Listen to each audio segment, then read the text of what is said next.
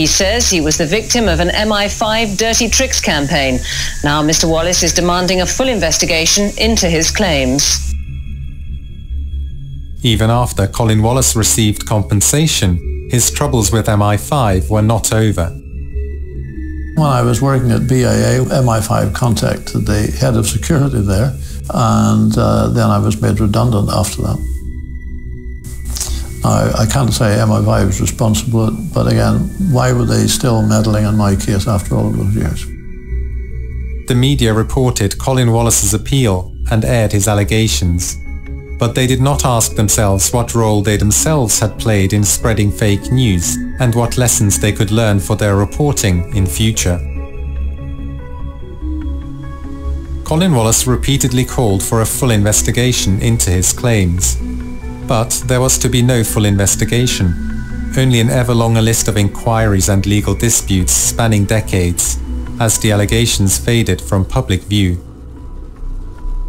We now look at probably 5 inquiries that all failed totally to do what Parliament assured the public that it would do. Still to this day, Colin is a problem.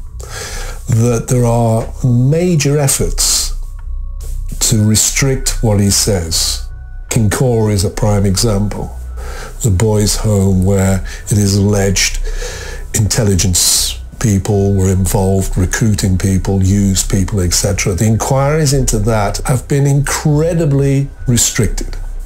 And Colin, on one hand, would be told, yes, come and tell us your story, tell us everything. Then when it gets nearer, you get a document from the minister that says, I'm sorry, he can talk about that area, but no way he's going to talk about that. Or MI5, he cannot talk about this area because that gets him into official secrets area. So even to this day, 40 years on, they are still trying to shut him up. The whole system, you see, is unaccountable and it's insidious.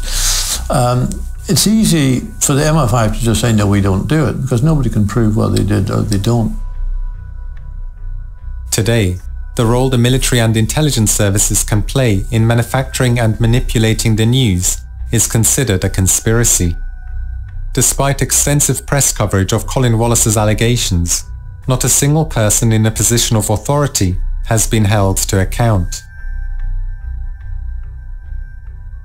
When Hugh Mooney of the IRD was asked under oath at a public inquiry about his PSYOPs work, he lied and claimed he was never involved in PSYOPs, despite overwhelming evidence to the contrary. Hugh Mooney walked away, no questions asked, and became a successful businessman. This is a very, very secretive society. It runs through everything. Secrecy is the British disease. It's not anything else, it's secrecy. If you believe in the democratic process, there has to be oversight. And at the moment, we don't have oversight. Because vetting is an important issue for politicians who are looking for ministerial appointments and service people or police officers moving into the higher level, you must have access to classified information. If MI5 don't agree to you having that clearance, if they take that clearance away from you, then your career is doomed. So you never know about it. It's an invisible threat that's hanging over people all the time. And therefore the danger is that MI5 has almost an invisible degree of influence that really is way outside what it should be. And it's therefore virtually impossible to challenge MI5 on some of the decisions they make. Politicians are careerists, most of them. They want to go up the ladder, become ministers. And if you start criticising or investigating the army or the intelligence services, this will not do your career any good whatsoever. And this is also true for journalists, not a good career path. This is sticky stuff. People are saying, well, why are you fighting with the army and the MOD? Surely you're a part of that. I'm only fighting with the MOD because I was given no choice. Because the MOD didn't even talk to me. If I hadn't fought when I did, I would probably still have a conviction and I still wouldn't have got the admissions out of the government that we've now got. People realise that the full truth hasn't come out. And although authorities think they may have been clever and being able to dodge around the issue, public have a totally different view. People are pretty aware of when things are not actually truthful. And they know at the moment they haven't had the full truth about what has happened in Northern Ireland. So could you share some of the areas of the Troubles that are still closed? I can't say precisely because that would put me in jeopardy. And it would put Colin in deep jeopardy. But there are certain areas of the Troubles which haven't simply not been talked about at all. You know, there are things about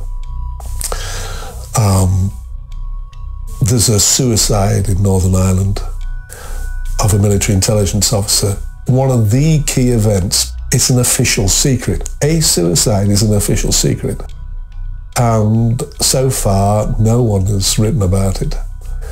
And some of the events around that are appalling, in that he ran agents who were 14 and 15-year-old Catholic schoolgirls.